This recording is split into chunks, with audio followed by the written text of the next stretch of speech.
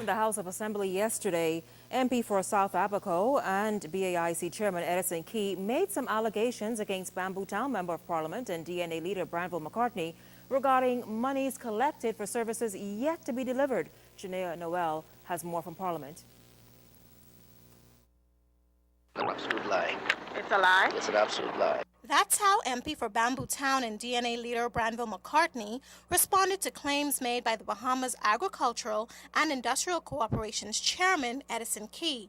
Key alleged that McCartney accepted a retainer fee to recoup funds from persons owing money to the organization. During his contribution on the anti-crime bills, Mr. Key revealed that BAIC has been in debt for quite some time, and they sought the legal services of Mr. McCartney. We made an agreement, and we gave him a retainer of $5,000 almost 3 years ago. Oh my God. And I haven't heard from him from then till now. So he is the last person that should get up in this place and say whether the honorable member of the opposition is dishonest or the prime minister of this country is dishonest. This came after a heated discussion on public disclosure between leaders of the FNM, Prime Minister Hubert Ingram, PLP Perry Christie, and McCartney. Well, McCartney says Mr. Key should provide some proof to his claims. My firm represents quite a number of people, Hawkesbury Chambers, BAIC at one time, but I had nothing to do. From my understanding, it's indicated that I collected some check. That is an absolute untruth. I'm ashamed. He should be ashamed of himself. McCartney severed ties with the FNM in March of this year. Janea Noel, ZNS News. Research has revealed that one of the most critical links that enable our children to get a good education is missing. Now the Ministry of Education is moving in to restore that link with hopes of seeing a turnaround and improvement in the results of our students' overall performance. Today, Education Minister Desmond Bannister addressed the issue of parental involvement at the Rotary Club of Southeast Nassau's weekly meeting. Clint Watson has the story. The most critical component of a young person obtaining a good education is parental involvement. Education Minister Desmond Bannister says that's why his ministry has formed a parenting unit headed up by Assistant Director of Education, Cornetta Ferguson.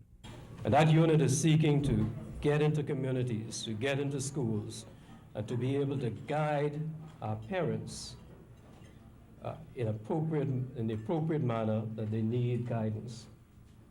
Many of you would not believe the issues that parents have to face in this country. And many of you would not believe the number of young parents we have who have no idea how to parent.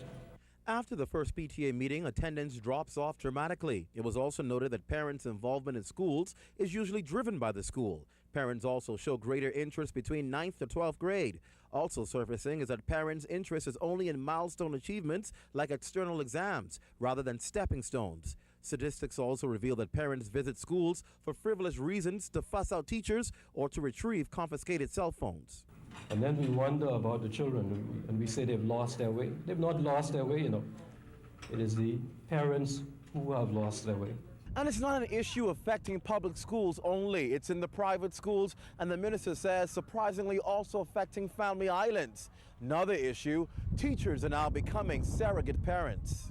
And many of those children are burdened with adult-sized issues that some ordinary citizens can never imagine when some of those children have to unload it to you. Those problems and those issues we face are a hindrance to learning. Bannister, who addressed the Southeast Rotary Club at East Villa, is of the view that well-educated children are the hope for family and community. Many ill-informed pundits have shouted at the top of their voices that we have a broken education system. People say that, they just automatically say that. What we do in fact have in many cases are broken children who are too stressed by their living conditions to be able to learn properly. And sometimes for some of them, schools are a refuge or a temporary escape from what they face in their homes and their communities.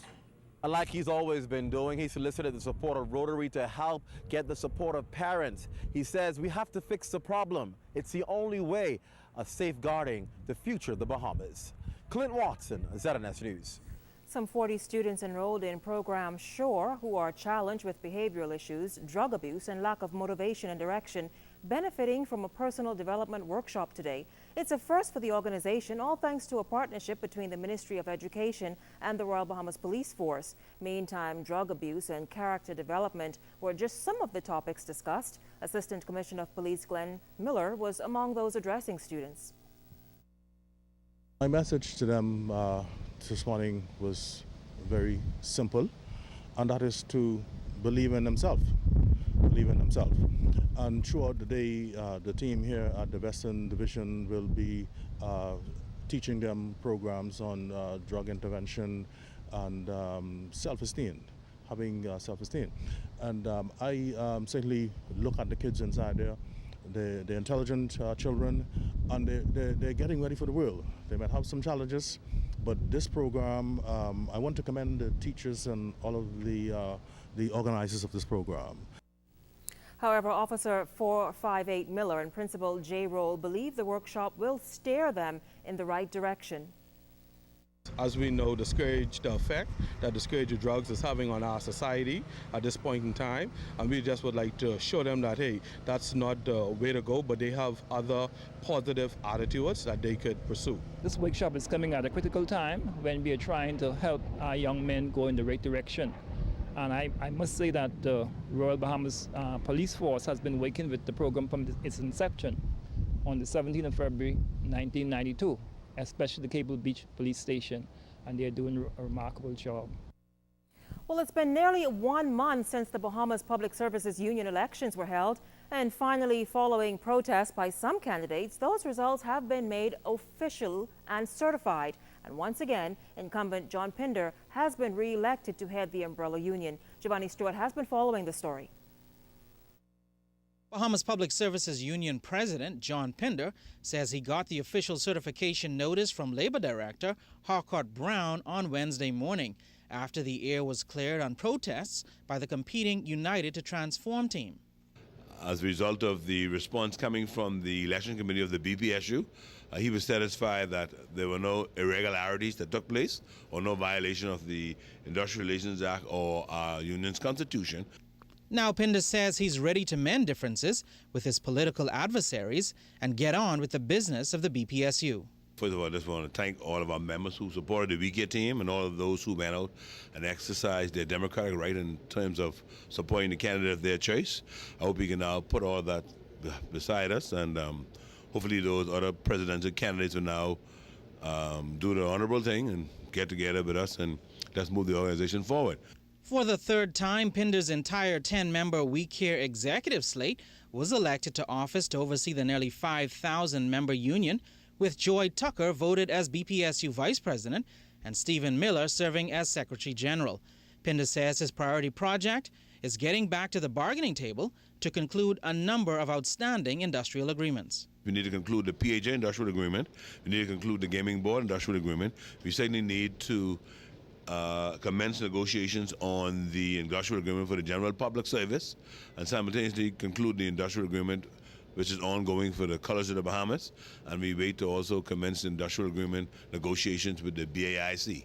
President John Pinder joined the BPSU 29 years ago. He was first elected president in 2002. This is his fourth consecutive presidential term. Reporting for ZNS News, I'm Giovanni Stewart. We got first dibs on an authentically Bahamian CD with a twist. The new CD is called Fresh Paint. Basically, it's an instrumental remake of 9 Bahamian songs with 1 original cut.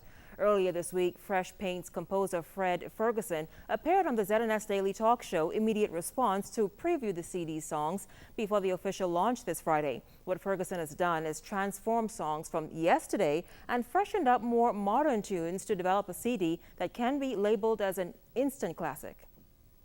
A number of movie groups were coming here looking for background music. They didn't have that.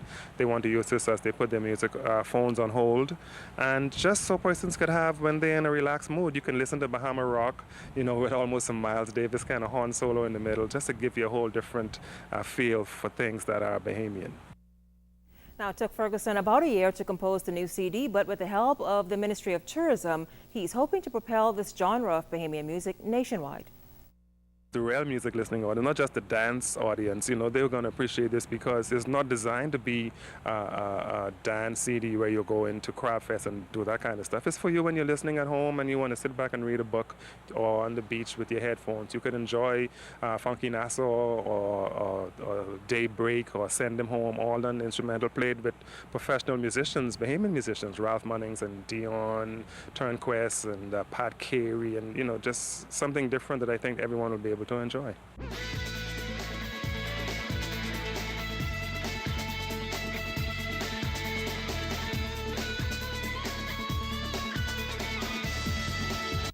We see them every day. Angry people. Yelling, throwing things, and generally blowing your top aren't the only signs of anger. Sulking,